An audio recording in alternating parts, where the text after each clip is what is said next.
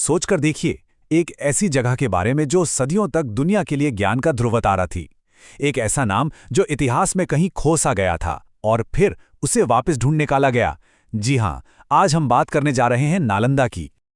आज जब हम इन खामोश खंडहरों को देखते हैं ना, तो ये सिर्फ ईंट और पत्थर नहीं है। ये उस महान विश्वविद्यालय के बचे हुए निशान हैं जो कभी कभी पूरे एशिया का दिमाग और दिल हुआ करता था। हैरानी होती है ना कि ये टूटे फूटे खंडहर दुनिया की सबसे मशहूर यूनिवर्सिटीज में से एक कैसे हो सकते हैं।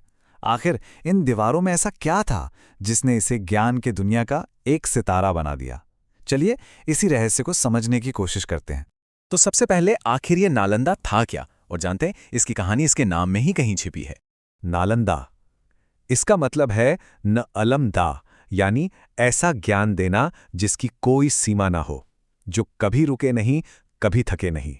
और सच पूछिए तो नालंदा ने अपने इस नाम को पूरी तरह से जिया। इसका सफर शुरू हुआ 5वीं सदी में गुप्त सम्राट कुमारगुप्त के दौर में, लेकिन इसका सुनहरा दौर आया 7वीं सदी में सम्राट हर्षवर्धन के राज में। तब ये अपने चरम पे था और अगली कई सदियों तक यहां से ज्ञान की रोशनी पूरी दुनिया में फैलती रही।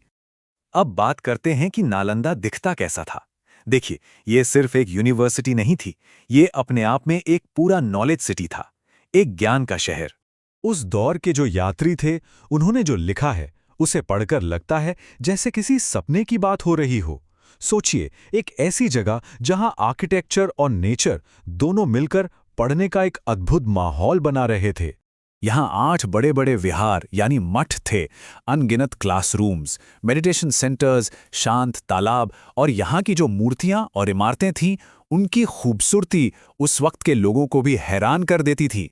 और फिर आती है इसकी सबसे खास जगह है लाइब्रेरी, जिसका नाम था धर्मगंज।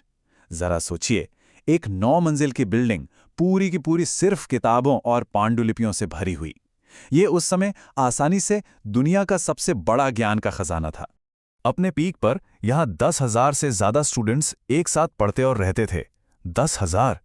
ये नंबर आज की कई बड़ी यूनिवर्सिटीज से भी ज्यादा है। इससे अंदाजा लगता है कि नालंदा कितना विशाल था। और ये स्टूडेंट्स सिर्फ भारत से नहीं थे, बिल्कुल नहीं।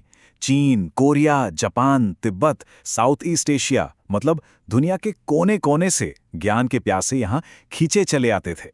सच में नालंदा उस दौर की पहली ग्लोबल इंटरनेशनल यूनिवर्सिटी थी।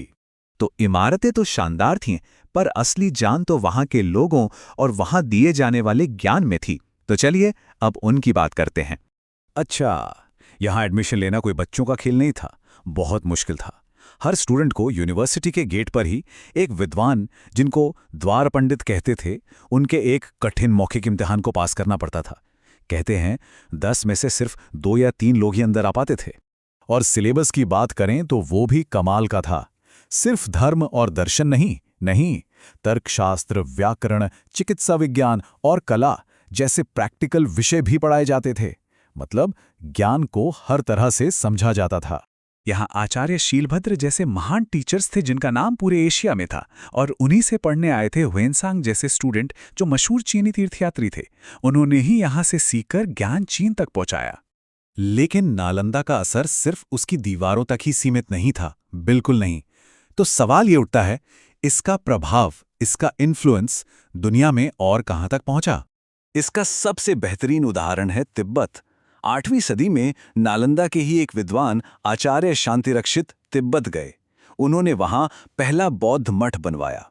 और इतना ही नहीं, उन्होंने और उनके शिष्यों ने संस्कृत के सैकड़ों ग्रंथों को तिब्बती भाषा में अनुवाद किया। इससे वहां ज्ञान का एक नया दौर ही शुरू हो गया। लेकिन हर कहानी की तरह इस शानदार कहानी में भी एक दुखद मोड़ आया। ज्ञान का ये चमकता हुआ सूरज सदियों के लिए अंधेरे में डूब गया।